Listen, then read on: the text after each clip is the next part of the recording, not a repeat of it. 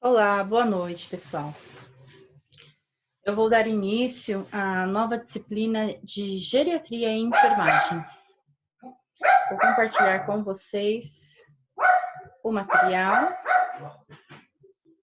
para o acompanhamento da matéria.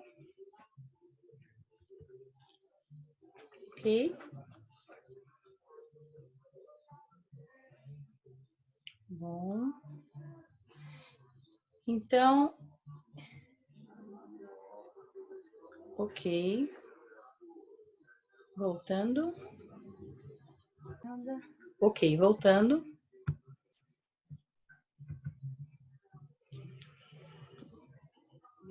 A enfermagem geriátrica. Vamos iniciar o capítulo 1. Vai desde o conceito até as morbidades, ok? Envelhecimento. O envelhecimento do organismo, como um todo, está relacionado ao fato das células do corpo ir morrendo uma após a outra e não serem substituídas. A partir do momento que nós nascemos, né, nós já começamos a envelhecer. E feliz daquele que envelhece. Aquele que envelhece é porque viveu as fases da vida, né? Isso também pode ser entendido como uma passagem do tempo ou um processo cronológico pelo qual o indivíduo se torna mais velho. Então, através da velhice, né, propriamente dita, do envelhecimento, demarcamos uma passagem no tempo ou mesmo o processo cronológico, né, que é a mesma coisa, passagem do tempo e processo cronológico. Geriatria. Geriatria é o ramo da medicina que foca o estudo da velhice. Inclui a fisiologia, a patologia, o diagnóstico e o tratamento das doenças dos idosos. Tá? Gerontologia. A gerontologia é a ciência que estuda o envelhecimento nos seus aspectos biológicos, psicológicos e sociais. Cliente geriátrico. Quem é esse cliente? É aquele que apresenta 3 ou mais dos seguintes pontos: uma idade superior a 60 anos, pluripatologias, ou seja, diversas patologias, seu processo ou doença principal tem caráter dominante, né? Patologia mental acompanhada ou predominante, e problemática social relacionada ao estado de saúde. Esse é o cliente geriátrico. Senescência. São alterações orgânicas, morfológicas e funcionais que ocorrem em consequência do processo do envelhecimento. Então, o próprio processo de envelhecimento vai trazer essas alterações. Sendo assim, é uma fase normal da vida de um indivíduo sadio. Geralmente inicia-se depois dos 65 anos e não é manifestação doentia. Na senescência não ocorre distúrbios de condutas, amnésias, perda de controle de si mesmo e outras palavras. Ele é um adulto, é um idoso sadio, tá? Então, o processo de senescência é um processo normal. Senilidade. A senilidade são modificações determinadas pelas afecções frequentemente acometem os idosos. Então, ela é caracterizada por um declínio gradual no funcionamento do sistema do corpo, na parte cardiovascular, respiratória, genital, urinário, endócrino, imunológico, entre outros. Então, o corpo vai entrar num declínio, né? Tudo vai parando, tudo vai diminuindo o déficit, a sua funcionalidade. Então, isso são características, são modificações que incluem o quê? A senilidade, tá? Essa é uma característica. A expectativa de vida. Ela define-se como o tempo médio de vida que resta a um indivíduo em um determinado momento. Embora a mais comum seja que a estima ao nascer pode ser aplicada a qualquer idade. Por exemplo, se para uma mulher de 85 anos a expectativa de vida é cerca de 6 anos, o conhecimento desse valor é importante para a tomada de decisões.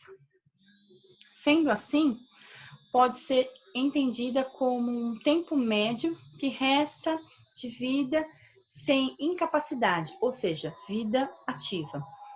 Com incapacidade leve, com grande incapacidade ou internação em qualquer tipo de instituição, o que resulta em um interesse crucial na hora do planejamento das atividades. Então, ter uma expectativa de vida pode gerar o que no indivíduo idoso? Uma expectativa dentro daquele momento que ele se encontra, né?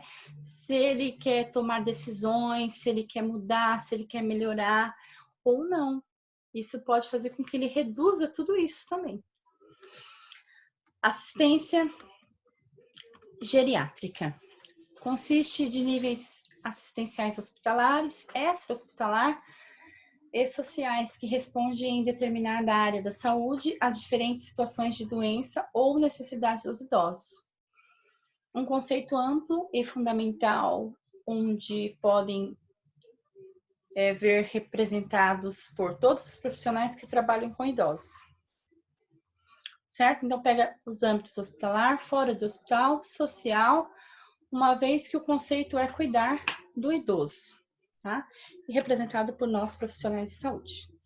Esquema de assistência. Então, existe um esquema, né, a nível assistencial. Claro que cada um vai ter sua peculiaridade, né? Cuidados primários de saúde. Seu papel primordial tem como base, né, o fato de 95% das pessoas com mais de 65 anos, elas vivem em seus domicílios. Esta permanência será o principal objetivo dos cuidados primários, sendo que quem tem condições dignas, né, claro, vai ter um tratamento melhor, né? Para tal atuar-se prioritariamente nos seguintes aspectos: promoção e prevenção da saúde, detectação precoce da incapacidade, da assistência antecipada, né? Assistência antecipada, uma vez que você identifica a incapacidade daquele indivíduo idoso, você começa a programar uma assistência antecipada para ele. Priorizar a visita domiciliar, ajuda a uma morte digna, né? Isso é uma outra questão, mas está inclusa nos cuidados primários da saúde. E a educação em saúde do indivíduo e dos seus cuidadores. B. Diferentes serviços hospitalares. Aproximadamente 40% dos leitos de hospitais, né, estão ocupados por pessoas com idade superior a 65 anos. Essa evidência traz o quê? Uma marginalização pela idade, baseada em critérios científicos, seja cada vez menos frequente, né? Então, assim, quando se fala em marginalização, é que talvez, né? Talvez, assim, vocês não consigam entender na prática o que é isso, mas vocês vão acabar compreendendo, sim, o que eu estou dizendo. Essas pessoas com idade superior a 65 anos em leitos de hospitais, elas poderiam estar em suas casas ou nem ocupando, de fato, um leito de hospital, uma vez que fossem bem tratadas, bem assistidas a domicílio. Porém, obviamente que o SUS dispõe de leitos para eles, porque eles são pacientes como qualquer outra pessoa. Mas baseado nisso, deixar um idoso terminar sua vida num leito de hospital não é uma forma muito agradável, tá? Não pelo serviço, mas sim pelo distanciamento familiar e todo aquele vínculo que ele construiu a vida inteira. Então, ele sabe que talvez esteja no término, que a expectativa de vida dele se encerrou e ele vai terminar o seu período de vida no leito hospitalar, longe do seu ambiente familiar, né? Equipe de avaliação e cuidados geriátricos. Atualmente está sendo implantado nos hospitais gerais, né? No mínimo um geriatra, um enfermeiro, um técnico, um assistente social, com os objetivos de detectar precocemente a incapacidade do idoso, respostas às interconsultas e a elaboração consensual de protocolos. Então, esse hospital tem que ter protocolos, tem que ter interconsultas, ou seja, ele vai numa consulta, depois ele retorna, volta de novo, e que resposta que ele teve da primeira consulta, como que está sendo o tratamento, e detectar o que? Precocemente a incapacidade daquele indivíduo, seja em qual órgão ou qual sistema que pode estar sendo evidenciado um declínio ou até mesmo uma patologia a se desenvolver. Colaborar na coordenação e utilização de recursos assistenciais na área de saúde, né? Então, tem uma coordenação, com certeza. Saber usar os recursos, maravilha. E apoio aos cuidados primários, básico, né? Isso é básico. Alimentação, a estadia dentro daquele indivíduo, a medicação, cuidados psicológicos, a nutrição, básico. Hospital Dia Geriátrico consiste no atendimento a pacientes idosos que necessitam de avaliação e atendimento por equipe multiprofissional e interdisciplinar, incluindo um conjunto de atividades tais como acompanhamento médico, geriátrico, fisioterápico, reabilitação funcional, TO, né, que é a terapia ocupacional, fono, reabilitação da voz, audição, deglutição, psicomotricidade, acompanhamento psicológico, psicoterapia, cognitiva, comportamental, individual, grupal e orientação familiar. Acompanhamento nutricional e social. Então, uma vez que esse suporte não pode ir até a casa da pessoa, o indivíduo idoso vai até esse hospital dia, recebe todos esses benefícios, né? E volta para sua estrutura lar, volta para o seu lar, tá? Possui uma estrutura assistencial, visto que os idosos são enviados para realizarem e complementarem tratamentos médicos terapêuticos, né? E com a finalidade de quê? De evitar uma internação. Ou seja, o hospital dia é só para fins terapêuticos. Então, o objetivo do hospital dia é cuidar do paciente idoso durante todo o dia, com a finalidade de mantê-lo em um microambiente, sem necessidade de hospitalizá-lo, facilitando sua permanência no domicílio nos momentos difíceis, que por alterações biopsicossociais se torna perigosa sua estadia no lar, onde não há um apoio familiar contínuo. Então, o lar onde não tem esses benefícios, que eu diria que a maioria não tem, isso se torna o quê? Nocivo ao paciente, né? Então, se torna mal, se torna ruim. Então, uma vez que ele tem disponível todo esse tratamento terapêutico do hospital dia, isso torna a chance de sobrevida dele, ou até mesmo de expectativa de vida. Acho que sobrevida não é a palavra correta. Expectativa de vida se torna melhor e maior. porque a família também vai ter orientações e também vai ser cobrada, tá?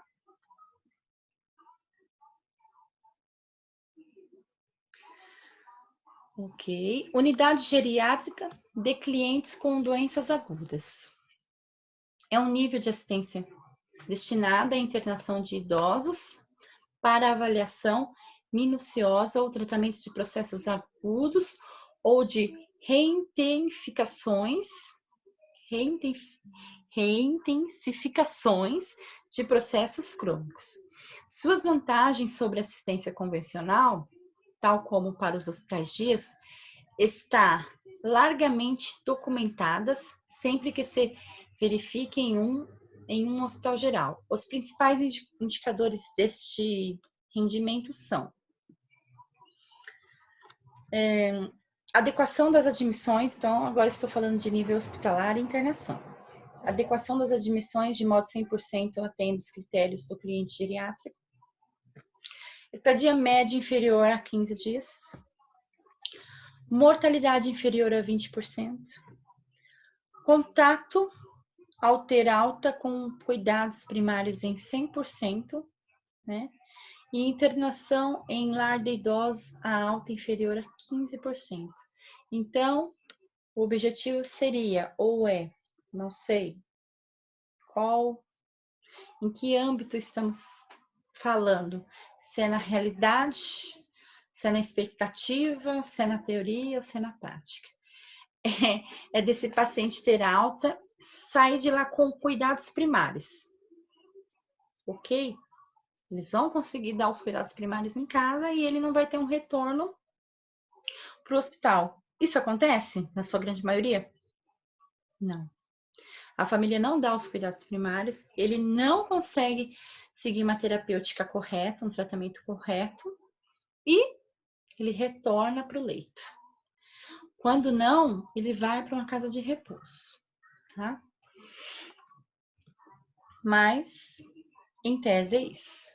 A unidade de convalescência é um recurso destinado a restabelecer a função ou atividade ou diminuir as sequelas de qualquer patologia prévia. Então, requer o quê? Uma recuperação funcional após os processos clínicos, cirúrgicos ou traumatológicos.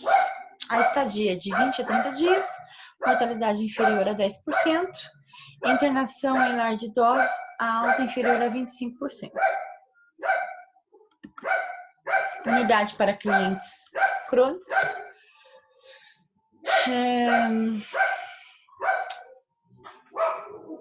Proporcionam cuidados institucionalizados a clientes com deterioração crônica da capacidade funcional, para que se mantenham no máximo níveis de saúde e de bem-estar social. A diferença entre eles são mais teóricas do que práticas.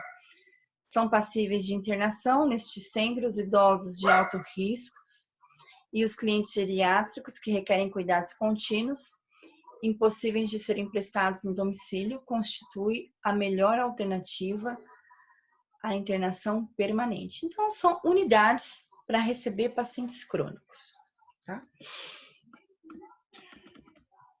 Situações de saúde doentes.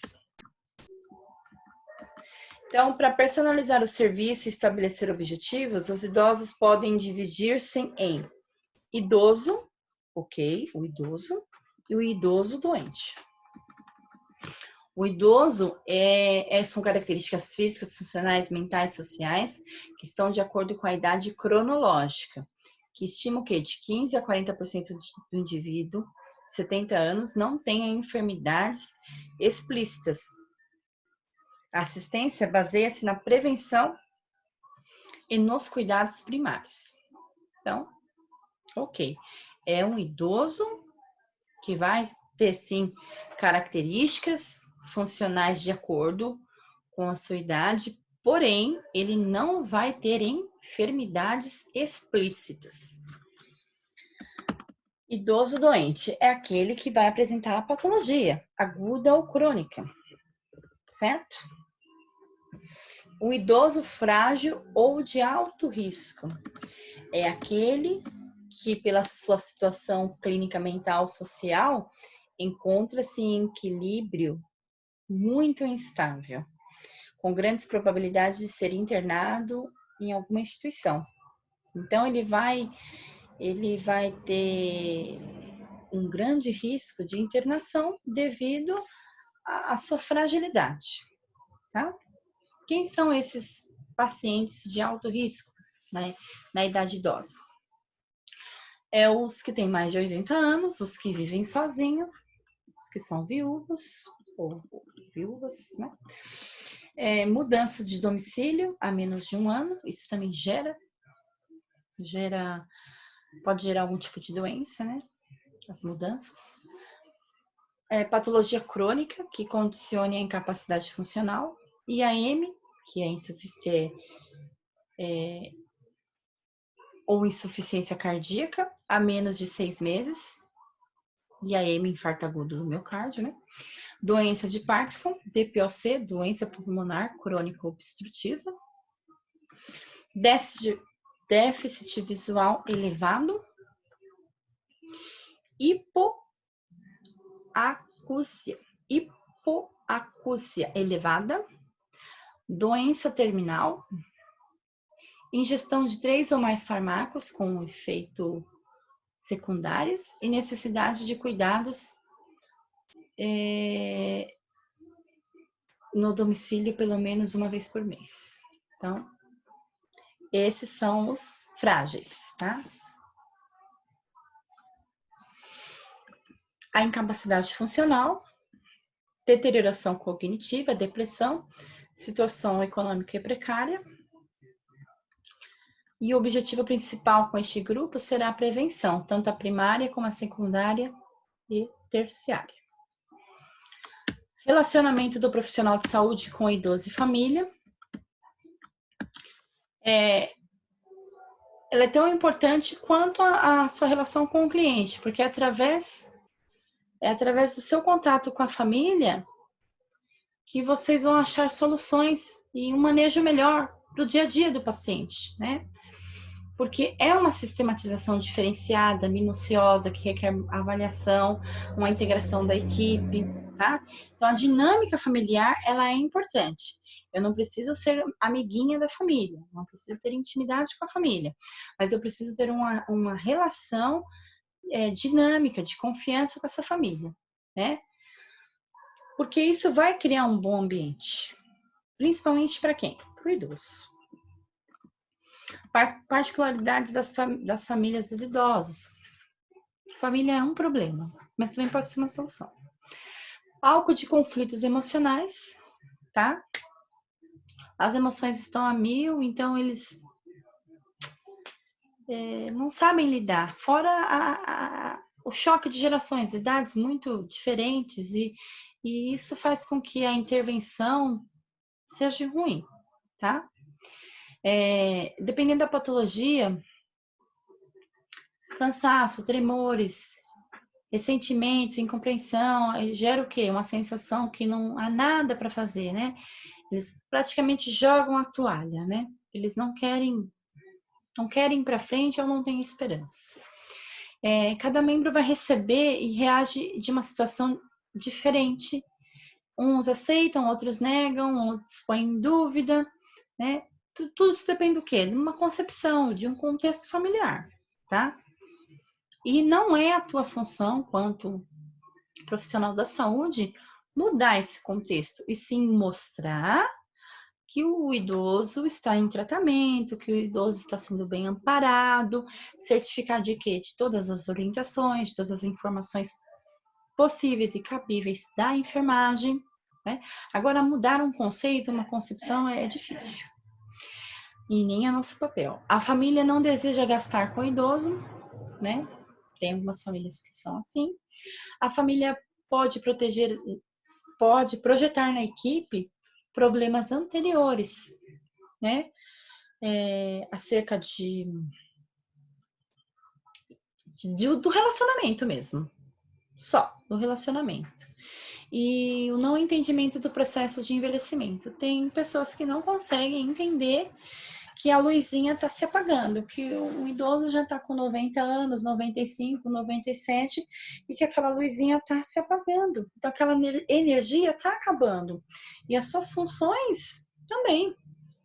Então, eles não conseguem entender que o pai, que a mãe, que a avó, que a bisavó é um super idoso. A idade não é mais do que idoso, está para lá de idoso, está muito avançado. É uma vida?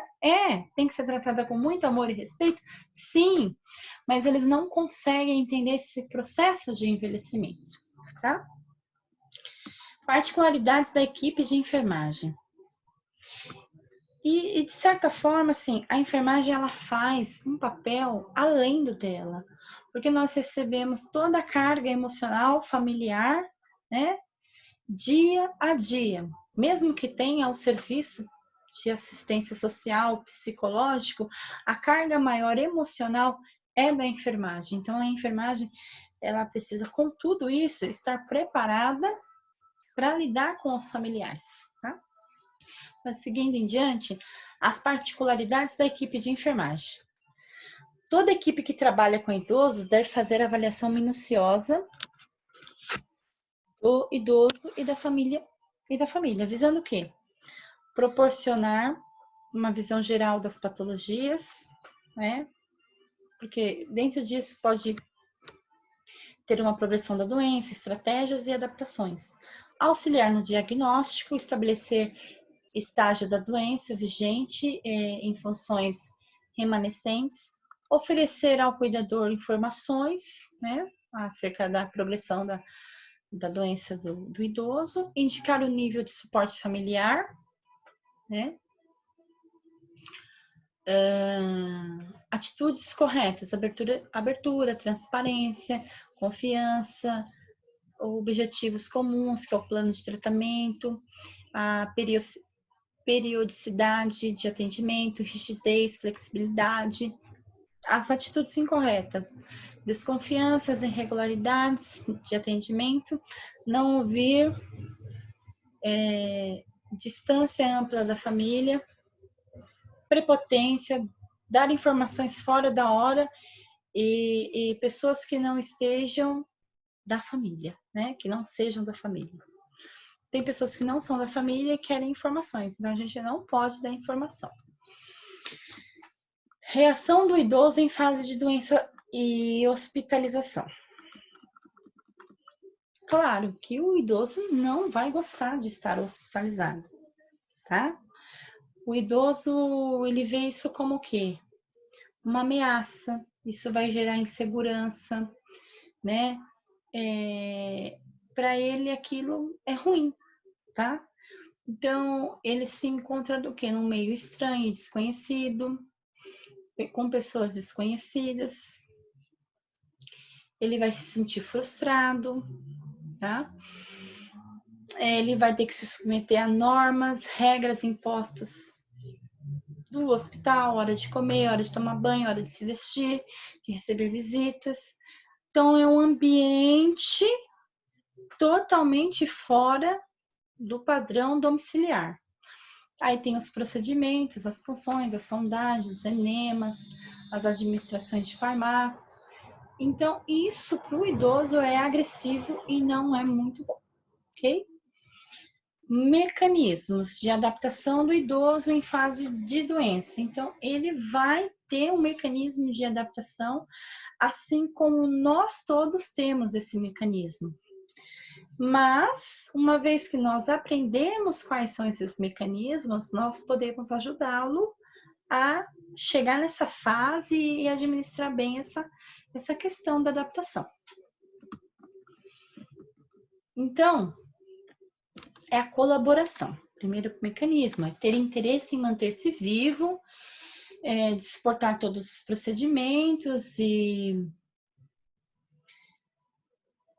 para que ele mantenha o quê? Uma resposta positiva na situação de doença, tá? Então, esse é o primeiro passo, colaboração. Aí depois vai ter a negação. Nas primeiras etapas de adaptação, aparece frequentemente o mecanismo de defesa, de negar o próprio estado. Então, eu não estou doente. Para que eu estou aqui? Né? Então, o cliente não agradece a informação nem as recomendações, dando a menor importância para os sintomas. Pode mostrar-se preocupado com problemas insignificantes, menosprezando aqueles que são graves. Alegria injustificada ou falta de interesse indicam também a negação. Muitos não gostam de conversar com os demais, evitando assim identificar-se com eles. Ou seja, eu vou conversar com o fulano ali do lado para quê? Eu não sou doente, doente é ele, né? Raiva e hostilidade. Tá vendo? Então, tudo isso é um processo. Raiva e hostilidade. Os pacientes que dependem de outros para suas atividades cotidianas são propensos a um caráter dominante e violento. Então, a pessoa que depende de outro, ele pode se tornar violento, tá? E irritado, magoado, furioso, é são manifestações não verbais, né? Um olhar e um tom de voz agressivo, questionador, provocador, sarcástico, desrespeitador. Tudo isso faz parte do processo do indivíduo que está internado e precisa se adaptar. Se ele vai, não sei te dizer, mas ele precisa, tá? Ele poderá estar muito descontente, né, com o seu médico, mas ele não vai falar que está descontente, né? E sim tratar a equipe de enfermagem com agressividade. E isso só vai aumentar o quê? A frustração do cliente e a forma dele realmente vai ser difícil, né, de compreender. E isso vai gerar o quê? Um ciclo vicioso. Ele não vai mudar, ele só vai continuar na mesma situação de raiva e hostilidade. Rebeldia. É uma atitude de rebelião, de dominação e pode ser indicadora de insegurança. Então, se ele está rebelde, ele está inseguro. Então, o cliente aproveita qualquer ocasião para externar seus receios e aceita com dificuldade a dependência necessária para se manter de repouso ou tomar a medicação prescrita. Então, se ele está rebelde, então ele está inseguro. Então, eu tenho que tornar o quê? Eu tenho que trazer o quê para ele? Segurança. Exigências e pedidos, tá? Ele vai chamar frequentemente o pessoal da enfermagem, ele vai monopolizar conversas extensas, né? Ou seja, ele vai ter os seus escolhidos. Tudo isso com o quê? Com a necessidade de ser aceito, tá? No entanto, se tenta satisfazer todas as solicitações de dependência do cliente e verifica-se que ele é insaciável, porque ele não está dentro do seu equilíbrio, ok? Ele é exigente, ele é pedinte, mas aquilo não é ele está fora do equilíbrio, tá? Isolamento e introversão. Aí é o contrário. É o cliente que se retrai e evita a relação com os demais, tá? Dorme bastante, mantém portas fechadas, não quer nenhum tipo de compartilhar nenhum tipo de sentimento, tá?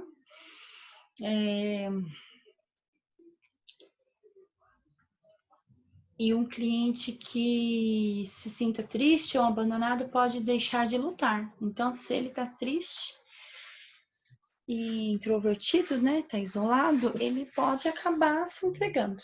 Então, tem que ficar muito atento a esses sinais. Dependência e regressão. A incapacidade de ser autossuficiente dificulta a tomada de decisões sobre o futuro, propiciando a renúncia à própria responsabilidade. Alguns idosos delegam totalmente a responsabilidade aos profissionais ou familiares. E clientes dependentes que procuram orientação ou que reforçam a sua convicção de que são incompetentes e irresponsáveis. Podem ocorrer condutas regressivas, com comportamentos infantis, com incontinência de esfíncter, recusa de comer e tomar seus medicamentos, né?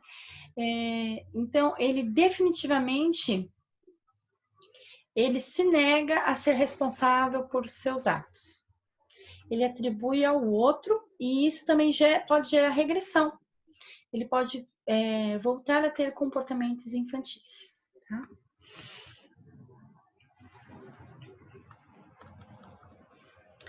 Eu vou encerrar por aqui essa aula e já vou dar início a uma próxima, tá ok?